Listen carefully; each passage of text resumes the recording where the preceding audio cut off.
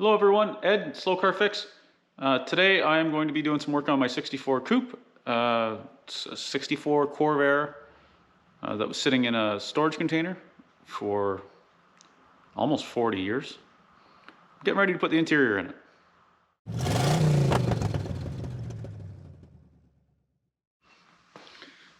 Okay, so every October we host a color tour for the Corvair Club.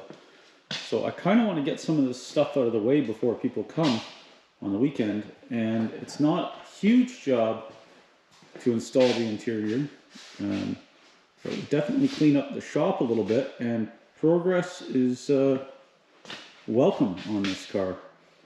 So I'm going to maybe put the door cards in and look at getting the back seat in, and hopefully that gets less stuff on the floor and a little more progress on the car. So one of the things that I do when I'm installing door panels on any car, any old car, is I will install vapor barrier plastic. Now, factory was not plastic, it was like a paper. I think it's like a wax paper, but the point of it is to keep the moisture off the back of the door cardboard. I could be wrong on that, but that's my thought. So Trenton put this in the other day. He didn't cut out the holes for the where the staples go, so I have to do that and put in these little plastic guys here. So that's usually what I do, and my upholstery guy recommended that I use like a butyl, like a tube of butyl to hold the plastic on. I don't have any of that, so I often just use tuck tape because it seals up pretty well. None of my cars really sit out in the rain. They do get wet because I don't care if it rains, but they're not seeing crazy adverse weather. They do get washed, obviously. So Trenton's got that one just sort of sitting in there. Somebody had one in the back one time with some tub and tile or something like that. So I need to clean that up and then put this plastic back on here. And that'll be good. Once I do that, then I can put the door cards on. I have used but good door cards for the front and new for the back. And then I can look at putting the back seat in.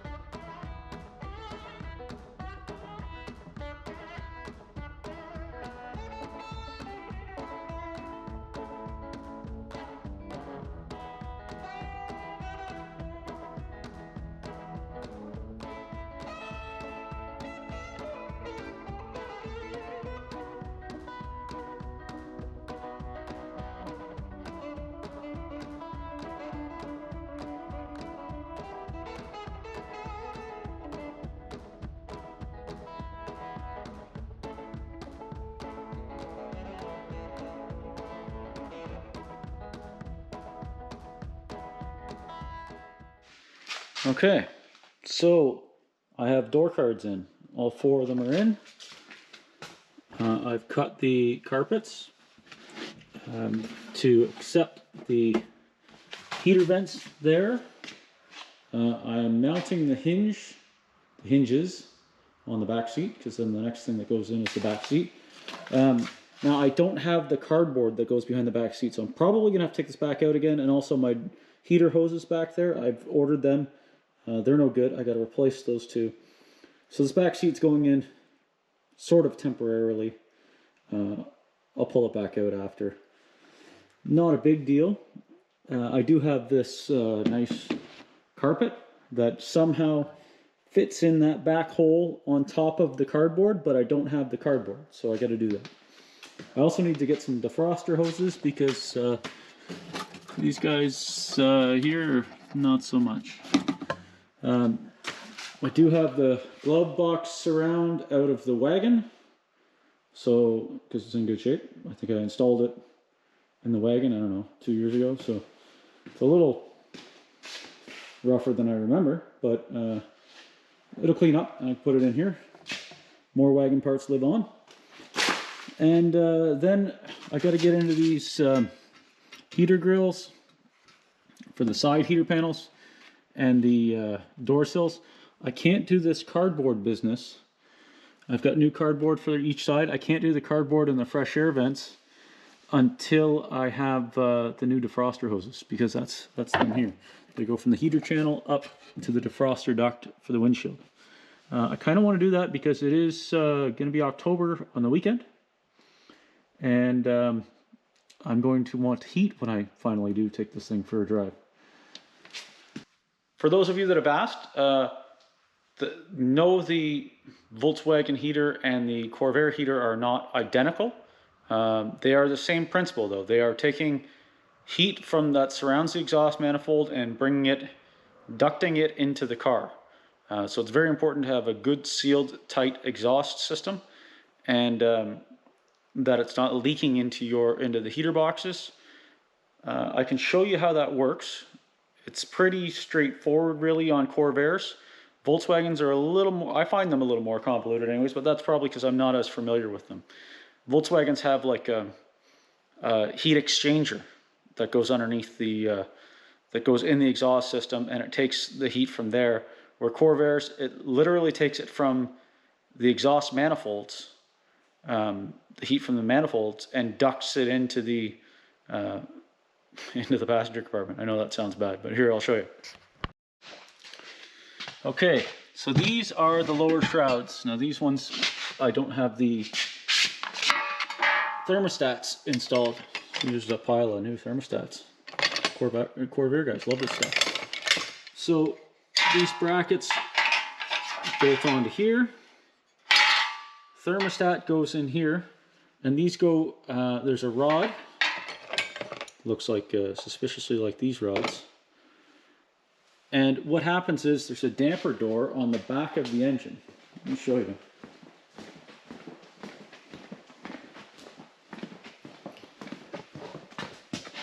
So this flap here is on a rod, and that rod is opened and closed by that little expanding accordion looking thing that I was showing you there before, the thermostat bellows. When they heat up, these flaps open. They open sort of straight like that, and they'll let out the air that's too hot. So what happens, let me show you more stuff. Okay, here's a good example. This is the wagon engine that's actually sold. So this is the damper door, and it opens like so. And what's holding it, the springy thing, is that thermostat bellows that I showed you before, the accordion looking thing. So when the car gets hot, this will open like that and let out the hot air. But the point of it is that it keeps the hot air in to warm the engine quicker. And it also, this is that lower shroud I was showing you, and this is that rod. So what happens is the heat from these exhaust manifolds goes back, comes out through a hole like this, and there's a little elbow that sits on here, and this duct goes right up into the passenger compartment. It actually goes into the fan for the fan assembly, and then comes back down through those ducts into these heater channels in the inner rockers, and it comes out these vents and those vents under the seat, and the defroster that goes in behind. Well, you can see it right in behind there. So I hope that explains the Corvair heating system the best it can anyways. It is taking heat from the exhaust manifolds and circulating it through the car for heat. It actually, when everything is tight, if you've got all these ducts nice and tight and they're new and in good shape, and you can see that they've been sealed up around there, if everything is sealed tight, it actually works really well. I haven't driven one in minus 50 or anything, but I do drive them late into the season, and I take them off the road when the salt flies. I'm in Ontario, Canada, and when they start salting the roads, I stop driving these cars. So they work pretty good late season. I'm not sure how they worked in the winter. I know lots of people said, oh, they drove them all winter and everything was fine, and they probably were. Some Corvairs, early Corvairs, actually did have a gas heater that sat in the trunk compartment, and it's like a whole nother engine that runs, similar to the Volkswagen, early Volkswagen ones were like that. My Volkswagen, my Beetle, I've removed the, it's just pipes under there. There's normally heat exchangers. I've removed that on that one, so that car actually has no heat. I know that was a little off topic, but I've had a few people ask about Corvair heat and how it works in comparison to Volkswagen heat. And to be honest, I'm not as familiar with Volkswagen heat. I've had around 30 Corvairs.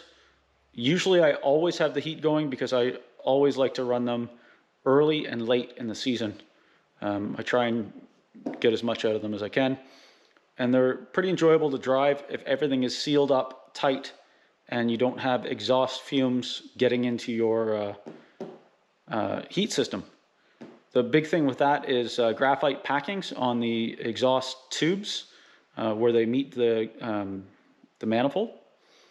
I've run several cars with headers. My yellow 65 that I sold on Bring a Trailer, that I believe is in Oregon now, it had headers on it, and I can't remember if I had the lower shrouds on it or not, but I know at one time I did, and I modified lower shrouds, cut them all to go around the header because the header sticks out the side. It's not straight in line like the exhaust manifold is.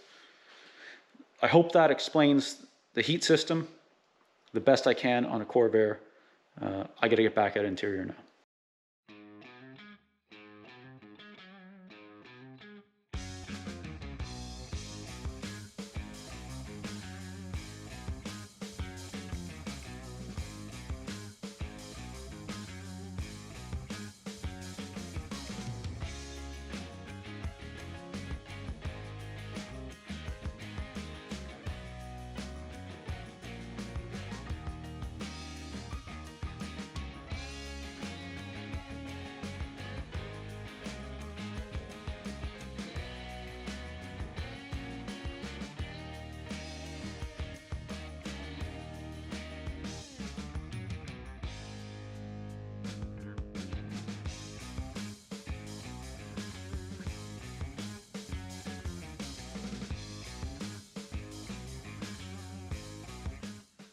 Okay, that's the back seat in. I got this side underneath the carpet, like this carpet here is in the way I want. The other side is a little wrinkled. I'm gonna have to play with that. I'm gonna have to pull this back seat back out, but like I said, I gotta replace those heater ducts anyways, and I'm gonna have to put in the side trim and all that stuff. I just really wanted to see what it looked like and kind of get it out of the way for now.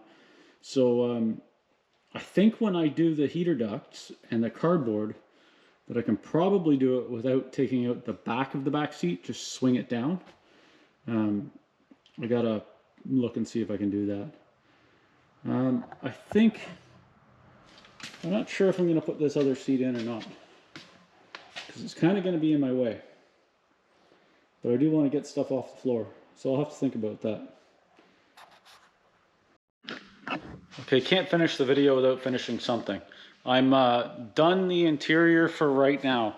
I'm not going to put the passenger seat in because I'll just have to take it back out when I take the back seat out, when I get my parts in that I've ordered. So, but that just gives me a good look of what it's going to look like. So in the name of finishing things, to finish a video,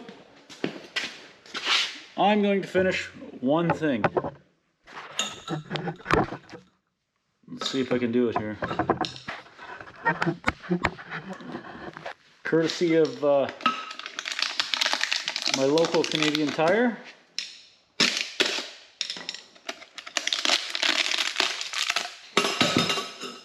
Throwing it all over the place and wrecking stuff. Courtesy of my local Canadian Tire for a whopping, I don't know, $6 or $7. I'm going to install my shiny new chrome-ish, well, I suppose it's chrome, it's just probably chrome that lasts for 5 minutes, exhaust tip, because I don't have a stock tip, and why not? Got to finish something.